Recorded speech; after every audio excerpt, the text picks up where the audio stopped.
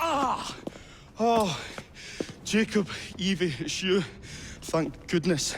Experimenting, are we, Alec? Correct. And looking a bit frazzled. Nerves. It's those great oafs Starrick keeps sending round to coax me. He is offering a ridiculous amount of money. Alec, you're not thinking of jumping ship, are you? Never. I've been working on something in case they get too insistent. It's meant to stun an assailant, should the need arise. Are you certain that it works? Not as such. I've made 3 of them with varying degrees of acidity and whatnot. Well, one must be the right formula.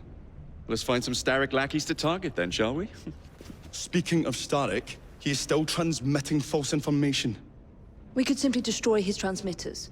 His company's too well guarded. And the bombs will help, but it would be awkward to produce bombs that potentially do not stun. Oh, wait a minute. Looks like opportunity has come knocking. Oh dear, they never looked so angry before. Stand clear, Alec.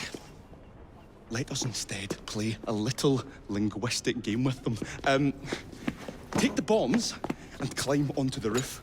When I say the name of a fruit, toss one near the thugs. Right then. Oh, wait, I nearly forgot. Slip these into your boots and you will henceforth be immune to all voltaic discharge. I think.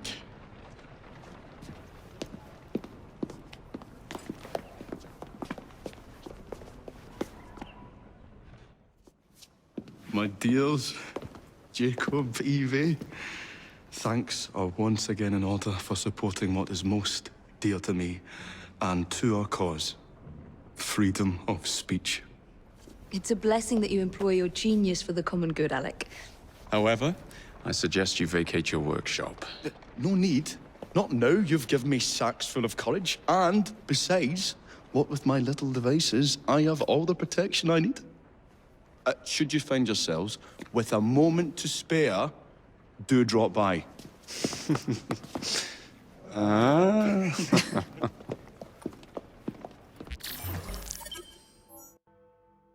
I will not build a single bus for you criminals. Oh, you'll do as we say, Bailey.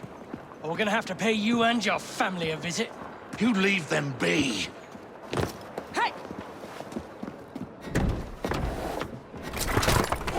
After him! You and your family are safe. You are blooming brilliant. The founding members of the London General Omnibus Company. Good, moral men. All of them. We'll have buses rolling before you know it. Thank you, Miss Fry. My pleasure.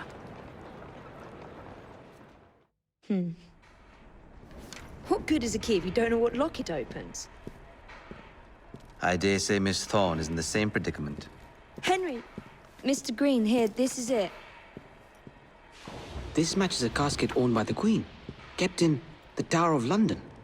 It's a fortress. I don't suppose you have any friends there? A guardsman? If you can find him once you're inside. I'll talk to you again when I have the shroud. Thank you for your help. Right, yes. Good luck. Evie? As you wish. I shall find it without your help. And then I'll strangle you with it. Watch her closely.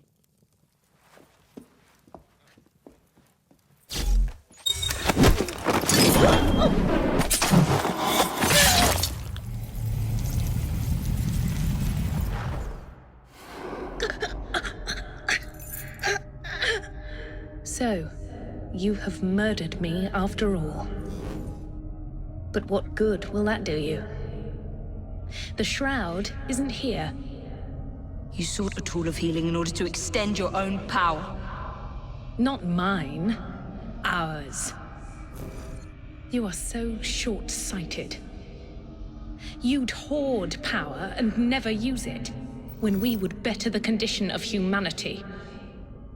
I hope you never find the shroud. You have no idea what it truly can do. Tell me then. No.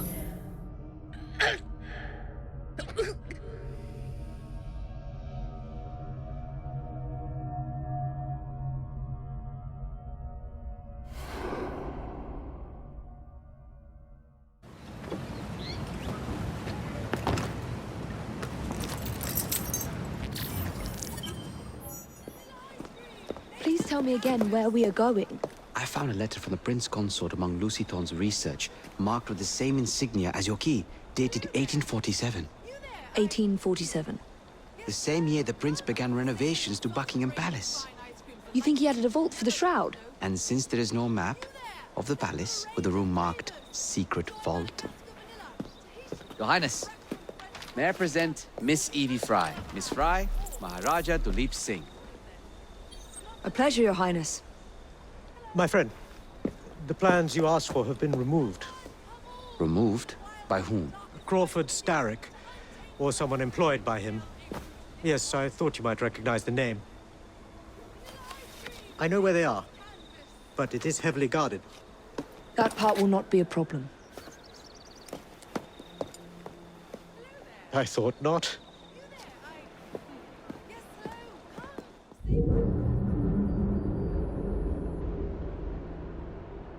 We're going to need a plan. I can provide a distraction for the guards while you find a safe way inside. Oh. Really? For you, Evie? Certainly. Well, once I'm inside, I'll find someone who knows where the papers are stored. And we will be back on the train. Be careful.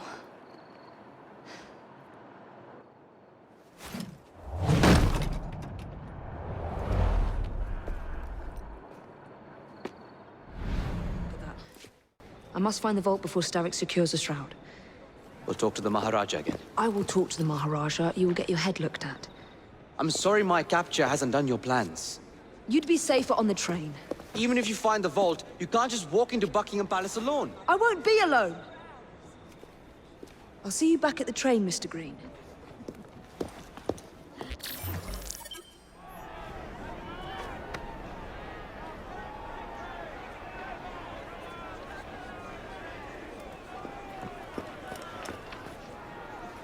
What has happened?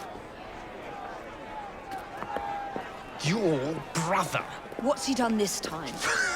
The newspapers are all over Twopenny's murder, and if that weren't enough, someone has stolen the currency printing plates. Was that also Jacob's doing? I doubt it. Now, no one trusts the bank or England's currency. There will be inflation, riots, manufacturing will jump to America for the cheap labor. In short, Britain is done for. Jacob, you've really put your foot in it now. What if I smuggle the plates back into the bank? Huh? Certainly help. Better yet, it would call into question the stories on Twopenny's murder, which would restore confidence in the economy. That's settled then. Britain lives to see another day. Oh, and if it's not too much trouble, would you mind destroying any counterfeit notes you come across so they don't circulate? Of course. Well, the London papers are running the story of how it was all a hoax. No more riots. Faith in the bank restored. Finally, I might get a quiet night on patrol. Miss Fry, I can't thank you enough. Glad we've averted catastrophe, Sergeant. Although it's Jacob who should be thanking me.